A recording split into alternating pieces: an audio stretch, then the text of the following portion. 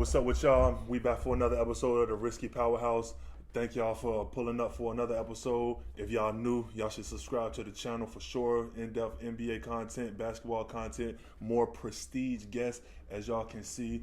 If y'all haven't checked out the video with Joe Bryant Jr., MEAC Player of the Year, and back-to-back MEAC champion, he was just awarded the Division I HBCU Player of the Year at Norfolk State. And I was honored to be able to have him on the show as my first prestige guest, you know, and he the first person I inducted into the Risky Powerhouse Hall of Fame. He deserved that, man. He was one of those guests that elevated the platform for sure, and I definitely have extended, you know, my love out to him for blessing me with his presence. Shout out to Stephen Whitley as well. Vital pivots, calculated movements. He definitely put me in position to be able to get that interview with Joe. I thank him so much for those connections that I built in high school and college. They outlast life. So make sure anything y'all want to do, y'all can do it, and y'all tap into those people that you met and that you know you didn't burn those bridges. Don't ever burn any bridges, because you never know what bridge you might need to cross again.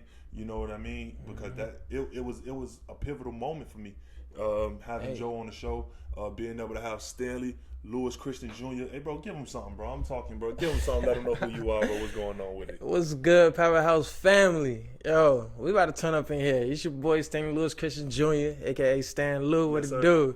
You know what I mean? We out here live from the 7-5. Came to the Carolinas to show my brother some love. You feel me? Yes, sir. We about to get it. We about to get right. Let's get right. Let's get right. I appreciate you sliding. You know, we in Raleigh right now, live on location, getting it right. We up to 1,471 subscribers, so y'all keep telling a friend to tell a friend. We still growing at a fast pace, and I'm appreciative of that, humble and honored. Thank y'all for all of the support of the Risky Powerhouse. But without further ado, let's get into it. My man said live from the 7-5. You know, he said it himself. You know, we here with it. Give it to him one time, bro. Give it to him one time, bro. We here with it. Boys, we here with it. Boys. Yes, sir. Like I told y'all, I try to go from the root out, because you know your market is where you put your roots first, and where you grew and you get to another market, and then you expand in that one. And that's kind of what I did in North Carolina. Came from Norfolk to Raleigh, and I built a market of friends, built a market of people that I can reach out to that can assist me in any endeavors that I plan on having. You know, I got friends in different markets and in different fields that are prestige and that are excelling in their respective fields. So if I want to dabble in that, you know, I can make a call. Hey, how do you do this? How do you do that? What's the best way to go about this and that? And those are the relationships that you want to build that take you to the next level, because you know you can't do anything alone out here. You're gonna need to make a call at some point in time. So yeah, man, that's what we've been out here doing, man. We came to the Carolinas, we making noise because of the relationships that we built. Yeah, definitely, man. And what you doing is vital. Like just like Stephen Willie, shout out to Vital Pivots. Every pivot is vital, and what you're doing right now is crazy, yo. For real. Yeah, I appreciate that, man. And it's all about being consistent day to day on the social media. Y'all should follow the Risky Powerhouse. It's all in the description on Instagram, Twitter, Facebook. You know, just staying active. I'm the manager of everything. I edit every video.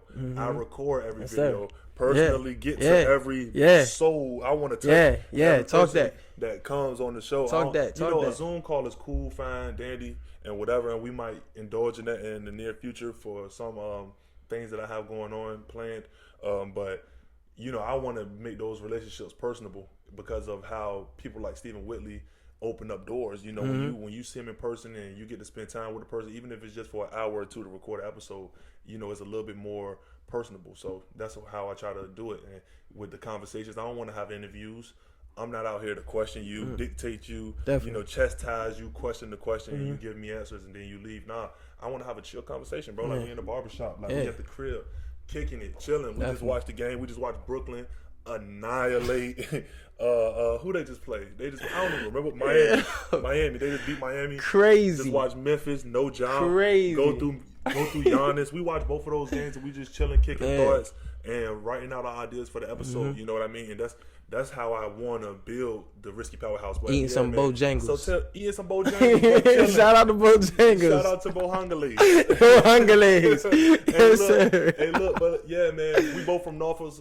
I gave y'all my perspective. I grew up at 1102 Hope Street, Tower Park. You know, my mans came through the crib when I was a young brothers, you know what I mean? My youngest brother and him have the same father. So we were always close in contact, you know, spending the night, footballing in the backyard. Came about the mud. Up the street, you feel me? And that's how, you know, we got to the relationship that we have now. So we can go 6 months not talking to each other. Definitely. You know, we might see each other on media or whatever.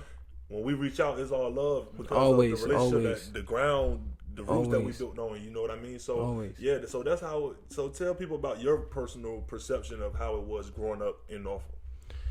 Growing up in Norfolk, it's like you either be the shark of the ocean or the fish of the ocean, and that's the mentality that we had growing up. Shark City. Like we gotta go out there and get it. Like if you want it, you gotta go and get it. I mean, you can't let nothing stop you. You can't let no distractions get to you. Like none of that. Like you just gotta maintain that focus. Keep that. It's hard. It's hard, man. That focus is crazy. A lot of people pressuring you. A lot of you know, people perceive some things to be cool that shouldn't be cool. You know, and a lot of people want to chase that fame. That in the moment fame, being accepted. And that take them out the wrong road, but not to cut you off. I just cut you off. No, you good. You good. It's shots and fishes, like you said. Yeah, definitely. You know what I mean? Me definitely coming up from the south side and everything. And I bouncing from school to school before I took a big leap all the way to Alaska. Like it was just crazy. It was crazy, especially the Alaska. Alaska was different. Yeah, and that was a thing. You just made a smooth transition because I was going to ask you.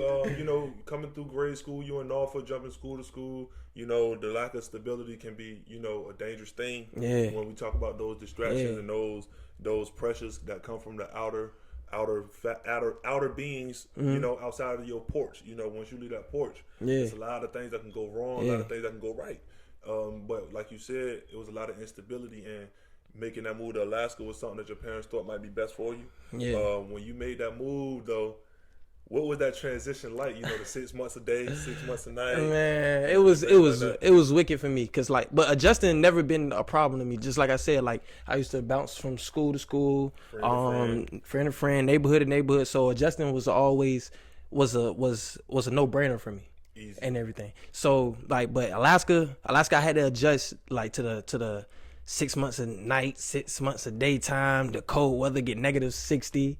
You know what I mean? We had to put blankets over the window so we can go to sleep and everything. Like it was just wicked. And then like it was so it'd be a 2 o'clock in the daytime would be like that 12 o'clock at midnight. Crazy. It was nighttime all day, 24 hours of night. All day. You see for 6 months. You see the stars, the northern lights. The northern lights is crazy. It's like a club outside. Like northern. Oh man, like you got to see that. Like that's something you got to see. But Alaska. I'm gonna have to ping pong Alaska on the map, bro. Yeah. That's crazy though. I didn't know. Bro, you just schooled me that right now. For real though. I didn't know that. Yeah, and you get paid for living there.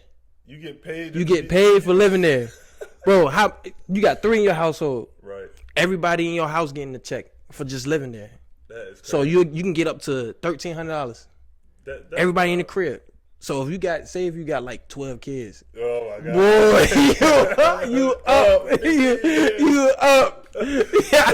But for real, that is wild, you know, especially being a kid. But once you get of age, you know, you grown, you can eat, sleep, move on your own. Yep. And, you know, you ain't grown, but you can take care of yourself, 16, 15. Yeah. And then another thing, like, Alaska is pretty slow. In the lower 48, like, Virginia, all the lower states and everything, they much ahead of time. So Alaska be trying to catch up with all the brands and all the new trends and everything and stuff like that. So, like, but it's good vibes out there. It's very good vibes. It's boring. So, but I mean, I like boring. I'm one of those people that like stay down like and do what you do to get better. So, you know what I mean?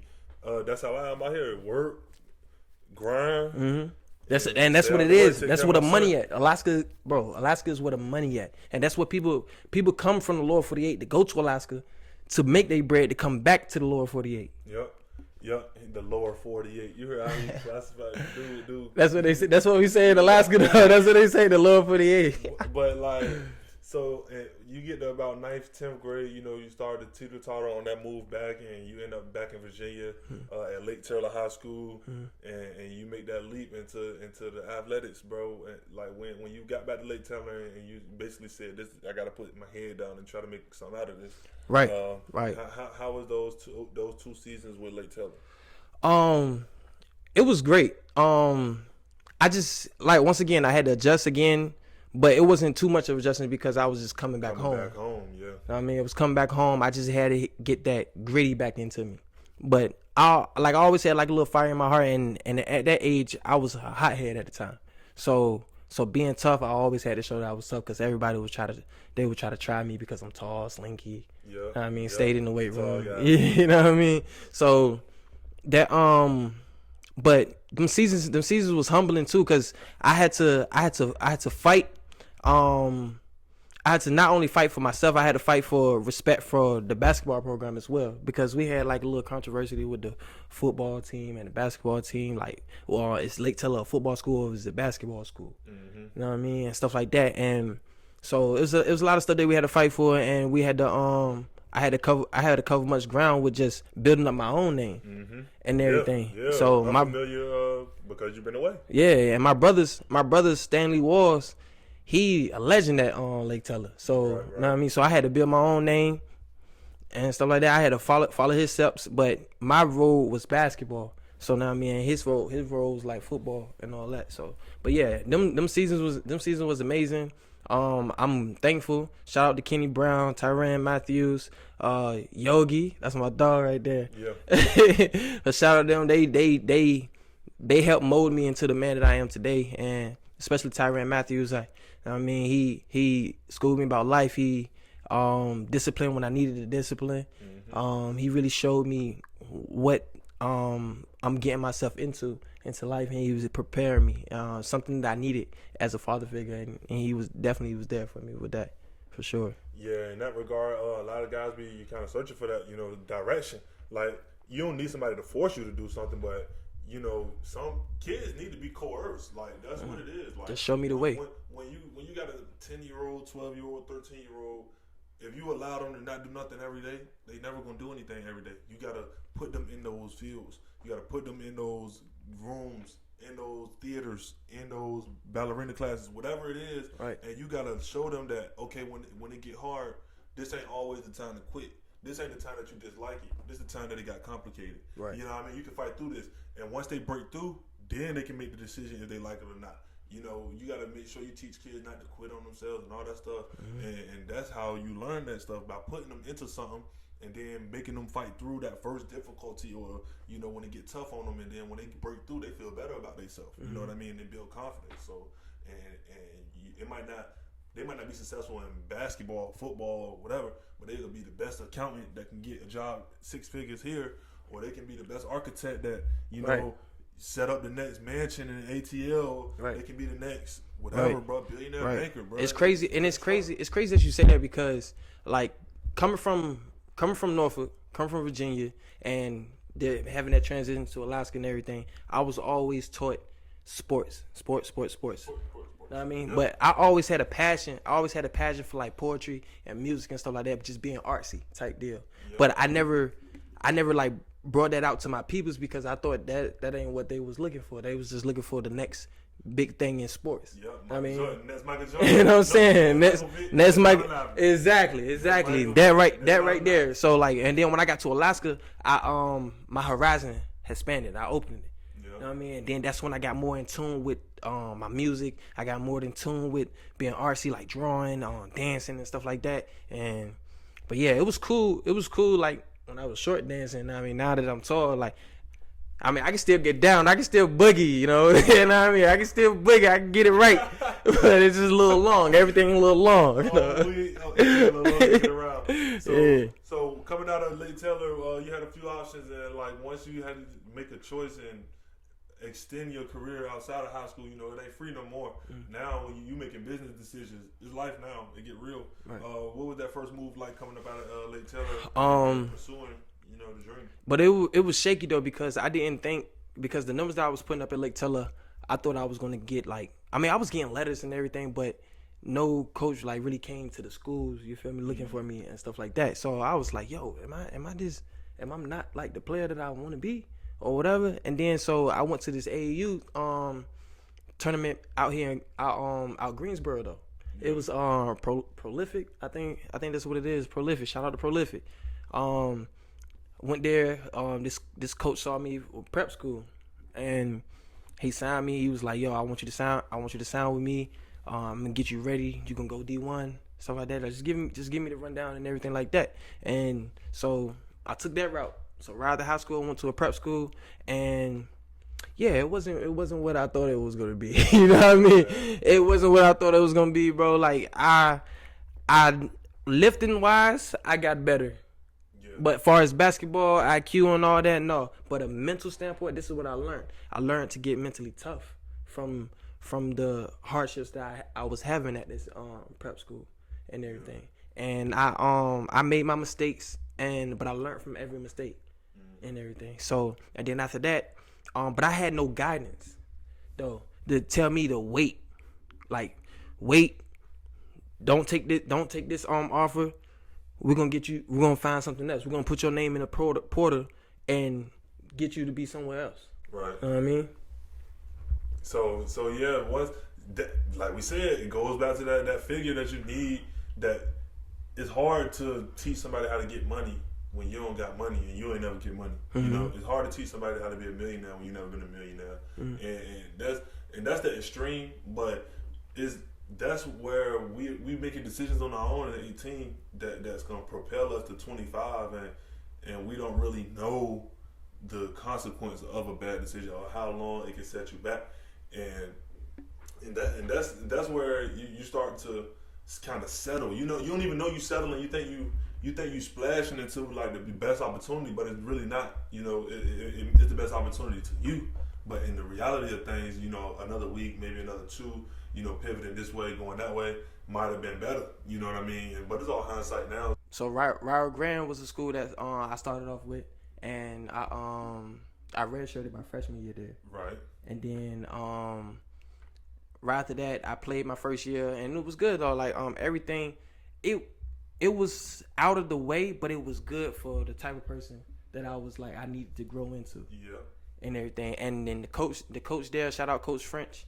At the time when he was the coach there, he molded me into what I am right now and everything. So he helped on top of what the coaches did at Lake Taylor and everything. He helped on top of that. So right after Rio Grande, Bluefield was it wasn't a humbling point for me, but I learned a lot. I learned a lot from the same, like I told you, like from the hardships and the mistakes that I made and stuff like that. I learned. They gave me a chance, and then I showed gratitude and by how I played.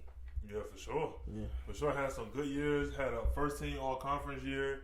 18-10. Always shot 50% from the field. Oh, yeah. Like when you was there, you know, you had shooters around you. You had a lot of guys. Y'all had some things going for y'all towards the tournament, and y'all president was. He kind of went against, you know. There was a lot of protesting going on at that time. Yeah, there was a man. lot of, you know, black activists, you know, making a stand. Right. And the team decided to, you know, make a stand during the national anthem, you know, take a knee or whatever.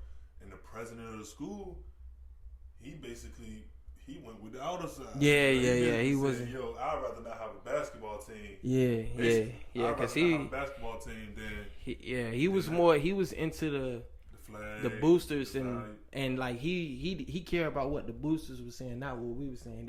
He was thinking that we was disrespecting the flag. I'm like, no, we not disrespecting the flag. I mean, we protesting for our people, for what we stand for our rights, for equity, for equality and stuff like that.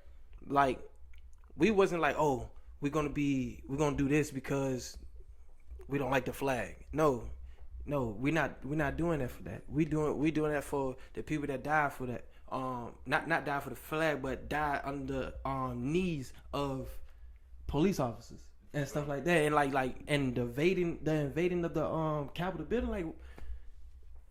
It was like, like what? So that really turned our heads and like, yo, we got to protest now. But they never tried to ask us why do we do what we did. Yeah, it was a lot of news. It was a lot of media coverage over the situation, and if I'm not mistaken, I think it's an interview out on YouTube. They questioned y'all coach. He got a couple of questions out, but they never interviewed the players for sure. Yeah, and it's a reason for that. But we're not going to indulge too much politically. But yeah, those years you had there, double machine. You had some big games there. How was the transition moving from Bluefield though? Moving from Bluefield, it wasn't a bit of a transition. It was like just stacking up on top of what you already have. So I got these accolades, so now I might get more. Yep. So it was just like, oh, I'm setting the goal for myself to be better than myself, better than I was yesterday, every single time. So how was Allen? Oh, Allen was amazing. Like the coach really gave me a chance. He said, "Hey, I need you.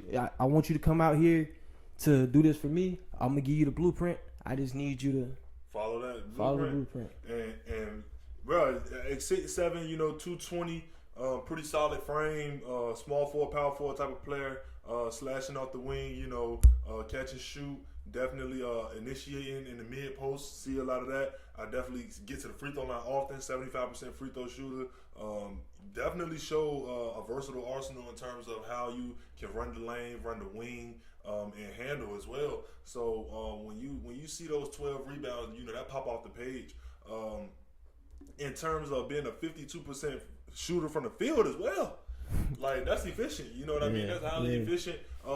Nearly a steal, half block, with the athleticism and the defensive prowess on top of the rebounding and the 17 points, bro, on 52% from the field. That's a solid season, bro. That's solid. Congratulations on a great year. Yeah, appreciate that. If Allen wasn't in the transition of just moving up in the division and y'all actually could qualify, you might have had definitely a real run at the SIAC Player of the Year this year. No disrespect to Benedict College, no disrespect, and we're not slighting anybody. Everybody that earned their awards was definitely well deserved. But we know Allen in a situation where they just moved up in the conference, and y'all in the transitionary period where y'all team couldn't qualify for that. Y'all basically lucky to even be able to play the higher level competition. Right. So to take those years and grow, get a higher level of competition in that universe. That's why they needed more talent, because they moving up in the division that's more tougher than what they already outclassed in the lower division. So being in the SIAC, you got some good competitors out there. Morehouse,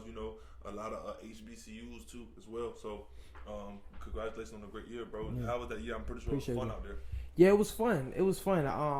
Basketball was everything I wanted. Like on the court, it was everything I wanted, and the people around there was very loving. They was very welcoming. Came into open arms, warm arms, and it was very family oriented and everything. So like that's what I really love. Yeah, low ego. I really love that. And teammates was great. Teammates showed a lot of love with everything. We moved like a family. We talked like a family everywhere. We try to go out to eat all the time and like have fun together and stuff like that. And yeah, definitely. And shout out to Coach Walker for giving me that chance. I appreciate that. Yeah, so hey man, y'all just finished y'all season. We're not too far removed. March Madness still going on. Yeah. I don't tune into March Madness. I'm an NBA guy. So, but I'm just saying. I just said so. We have progressed all the way up until today. You know what I mean? My man still got a couple more moves up his sleeve. He's not done yet. Yeah, so we're gonna keep that under the sleeve until further notice. Hopefully we can double back and announce that to the Powerhouse later. But bro, you a Laker fan, bro. Unfortunately, goodness gracious. Nah, unfortunately, man. We the best franchise out here. What you talking about? See, you talking best franchise ever. We got the best player that was ever walk this earth. Bro, and who is that? LeBron James. Bro, LeBron James. LeBron the greatest LeBron James. We here to talk about Facts. This terrible team defense. LeBron averaging 30. you know, on 53% shooting, and y'all can't win the game. Oh, chill. Relax. We don't need to talk about all that. It's not looking too well for y'all moving forward, bro. For real, especially if y'all can't get up off a Russ contract. But we're not gonna. If you don't want to set up Russ, y'all got to get up off of him, bro. Real talk. He is a deficient player, bro. His deficiencies directly impact losing. He can't score efficiently from anywhere on the floor. Russ is tough, though. He's a turnover machine, and he don't play defense. Well, the stats speaks for itself. Bro, he's a turnover machine, bro. 4.7 turnovers a game, bro. The dude is giving it away like Oprah in Africa. Real talk, bro. You get it, bro. Bro, he just giving it up, bro. But we ain't gonna harp on the Lakers, man. Yeah. There's a lot of stories. Chill on my team. We still out here. Let's talk brands though, because we definitely both making some moves on the corporate side of things individually, and moving forward in terms of your music, in terms of the tangible assets that you bring in outside of just playing basketball with Jupiter Touch and all sorts of other things, you know, the clothing line. Go ahead and explain how you plan on developing your brand, developing your market outside of the basketball court. You know, you can use basketball to build a market, build a following, and build people that genuinely want to see you do well. And you personable on TikTok, you know, and all that stuff. So you got a market. So how do you plan on, you know, moving that market and actually creating a revenue? Just being consistent and keeping up my content and everything. See, like music. So music always been part of my life. Basketball always been part of my life. So I use basketball to get me where I needed to be. Yeah. And then music is just gonna take over everything because I really love music. So I put my heart and soul in my music. I put my heart and soul in basketball, but I put my heart and soul in everything I do. So Guitar Baby Freestyle, y'all can go get that on iTunes.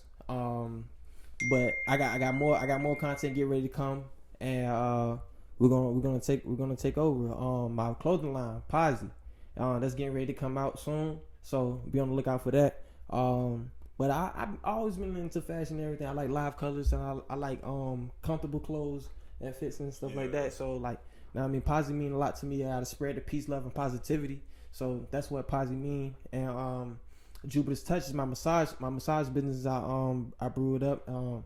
Started in the summertime, and then I was like, took off. Yeah, it took off, and like people loving it. Mobley, I'm out here.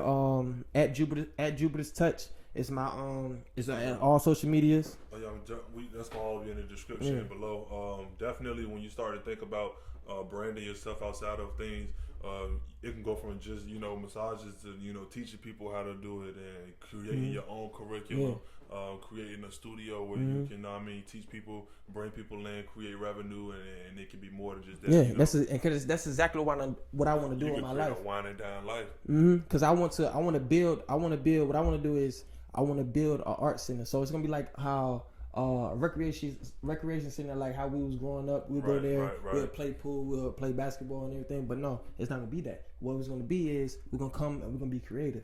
Okay. You're gonna have graphic design. You're gonna have design, music, all of that. Producing. Talk like this right here, commentating, interviewing. Like we're gonna have stuff like that. Anything that's being artsy, you come create your art, culinary, all of that in. Like, and have kids, adults, teenagers, everybody come in and become artists. And I want to have a chain. I want to run a chain through the U.S. And once you figure out a market, you just got to tap in and dive into that market. I was never a basketball player. I'm going to continue to say this on every episode pretty much. But I never played organized basketball. So for me to tap into a market in which I'm interviewing basketball players where we having conversations where I'm in the basketball world, I've always been an NBA fan, but you got to tap into that market. You got to put yourself out there. If y'all been on my Instagram, you know what I'm talking about. You got to be willing, you know what I mean? And that's where it all comes down to. Putting yourself out there, staying consistent, keeping the content in people's faces, making sure you personable, not being up your own alley, you know what I mean, in terms of when people come in to reach out and expressing how much they're interested in you and all that stuff. You got to be willing to have conversations with the less of the less people, because those are the people that's going to truly be around watching the videos and supporting the channel and stuff genuinely want to see your content. You know, you got to have conversations with those people, and that's what I try to do. Try to, you know, converse with everybody, try to share stories and subscribe to other people's YouTubes when they subscribe to mine. Yeah, spreading that love. And stay active. Yeah, spreading that love. That's what it all comes down to. With the Risky Powerhouse, you know, it's about bringing brands together, following other brands, and pushing the content like that. And the next thing is trying to get some female ballers out here. Yeah. You know, because once you tap into that WNBA lane, that's another lane. Yeah, that's another lane. That goes much farther than just guys talking hoops and talking crap. You know what I mean? We can laugh, joke, and whatever, and dudes can like it, but how can you tap into a female market? Because women are more emotional in how they support things. Right. They're going to be the ones that share everything, commenting 4, 5, 6 times, you know, telling their homegirl, you know. So you got to find out how to, you know, tap into every market and be consistent once you find that lane. So if you into masseuse, if you into rap, if you into music, singing, producing, the arts, you got to be following those people. You got to be subscribing to those channels. You got to be commenting and putting your face in there. So once you come back around, they be like, "Oh, I know this. I've seen this face before," and then that open up an opportunity to reach the next. You know? You gotta be 2 feet in everything you do. You can't be 1 foot in or 1 foot out. For sure. You gotta be all in. For sure. Y'all should check me out on Twitter. We going live with them spaces, man. The spaces be going crazy. We've been having a lot of listeners. We just talk hoops, and we live game spaces, post game spaces, and we just giving a lot of educated thoughts. So yeah, y'all should definitely follow me on Twitter as well. Yo, and Risky fam, be careful. He say he not a hooper, but he'll bang out on somebody quick. I never played organized basketball. You got to check the verbiage. We in the hood with it. Go see us. I mean? Yes, sir. We on the concrete. We outside with it. And that's why I get my run in. Blacktop. We on the blacktop with it. Every spring and summer, you know, me and Sherlock, shout out to Sherlock, man. My boy Sherlock, get back on here, bro. Get back here. We need you here. We already had one episode. I got to bring you back because we had a conversation that we need to talk about. I told you what was going to happen. But yeah, man, we go out, me and Sherlock, my boy, we hit the court every year. And that's my pick and roll partner, bro. I hit that high screen and roll, dive hard, pocket pass. You know what I mean? You know what I mean? Because I'm always the tallest person on the court. So if I got anybody that can get that pocket pass there, it's a wrap, bro. Because I'm too tall, bro. Once I get you on my side, bro, you gotta foul me. If you gonna foul me, then that's just that. I don't call fouls. I'm already 6'8", my wingspan 7'2". I just get back on defense. I don't even call fouls because I'm always the tallest person on the court. But yeah, man, it's all about building brands, building businesses. Any closing remarks? You got something to say about your Lakers? You think y'all win the chips this year? Yeah, we definitely gonna get one. Brian gonna get one before he leave. One more? Yeah, he gonna get one, and he gonna get one with his son. What you talking about? That's gonna be tough. First duo, father and son championship. He the greatest. He already the greatest. He's just gonna put him. If he do that, that's ridiculous. That'd be ridiculous if he do that, bro. That would be. But yeah, you got any closing remarks, bro? Salute Risky Powerhouse. And salute you too, my brother. Yeah, for sure. Because I appreciate you having me. You know, I'm gonna come support. I drive all the way out here to come support him. Pull up. You feel me? I love this man. I love what you doing, man. Keep it up and keep it going. I love to see this black man joy. I love to see you giving yourself the opportunity to become better in life. Because this is a platform that you're not only giving yourself, but you're giving other people. For sure, people, you know what I mean? And that's what it's all about. Because right now I'm reaching up. I'm trying to get the up. But once I get level with that playing field or the people that I'm reaching towards, then you reach back down and you get those people that's coming out of high school. You get those 3-star guys or 2-star guys that's at public school. They might not have people looking, but because I got a platform, I can bring them on, and they can put themselves out there. I'm averaging 23 points at my high school, whatever. A coach go look, boom, boom, boom, and I just plug somebody with a D2 offer that didn't have no offers. That it's small. It's not always about going to the NBA. It's about having an opportunity to be able to put yourself in the next step. That can better you to be able to make decisions for yourself moving forward in terms of being able to be independent, bro, making money. That's what it's all about, making money, adding to your accolades, whether it's a degree, whether it's a trade, whatever it is, bro. It's just about being, learning how to be adamant about something. And once you learn how to really put 2 feet in, like you said, that's what take you to the next level. So that's what the Risky Powerhouse all about. Risky represents the chances that you got to take to get to the next level. And everybody got to take a chance at some point in time. You got to bet on yourself. You got to bet on the work, that you know you're going to put in the future once you get that opportunity. Yes, so make sure you're ready so you don't got to get ready. Stay ready so you don't got to get ready. Stay ready. We stay ready around here. But yeah, man, it's the Risky Powerhouse. We got Stanley Lewis Christian, Stan Lou, Jupiter Love, Jupiter's Touch. I said Jupiter Love. What song is that, bro? That's Trey Songz, bro. We from VA, bro. We can't help it, bro. From VA. It's the VA. But yeah, man. It's the Virginia in us. We out here. It's the Risky Powerhouse. Shout out, salute. You got my boy Stan Lou. We out of here. Y'all will see me later. Appreciate you coming, bro. No problem, bro. You know it. We out of here. Yes, sir.